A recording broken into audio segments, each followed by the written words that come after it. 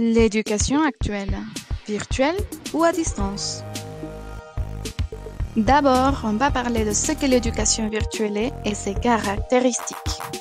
L'éducation virtuelle, également appelée éducation en ligne, concerne le développement de programmes de formation dans le cyberespace. En d'autres termes, l'éducation virtuelle signifie qu'il n'est pas nécessaire une rencontre face à face entre l'enseignant et l'élève.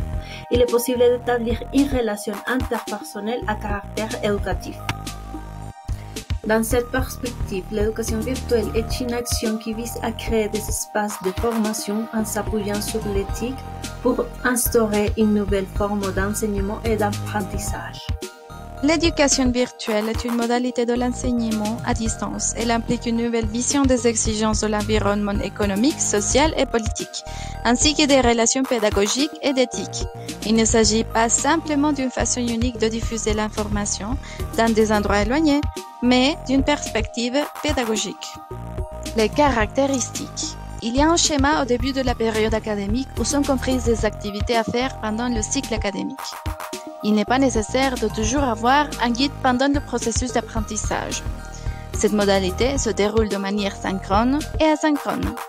L'étudiant a l'opportunité d'aller à son rythme. Il est possible de réaliser des projets éducatifs qui donnent à tous la possibilité d'accéder à une éducation de qualité, quel que soit le moment ou l'endroit où ils se trouvent.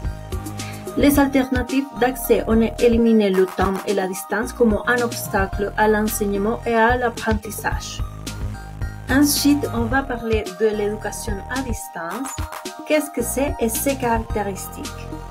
L'enseignement à distance est apparu dans le contexte social comme une solution au problème de couverture et de qualité qui touchait un grand nombre de personnes souhaitant bénéficier des progrès pédagogiques, scientifiques et techniques réalisés par certaines institutions, mais inaccessibles à raison de leur situation géographique ou du coût élevé d'un déplacement fréquent ou définitif. La relation enseignant-étudiant continue à se dérouler de façon synchrone. Le professeur est un guide nécessaire au cours de la période académique. Tous vont au même rythme. Dans ce type d'éducation, il faut que le temps et le corps se conjurent pour parvenir à établir une rencontre de dialogue ou d'expérience d'apprentissage. C'est le passage d'une éducation présentielle à une éducation distancielle supportée par l'éthique et qui comporte les mêmes rapports et les mêmes stratégies de l'éducation présentielle.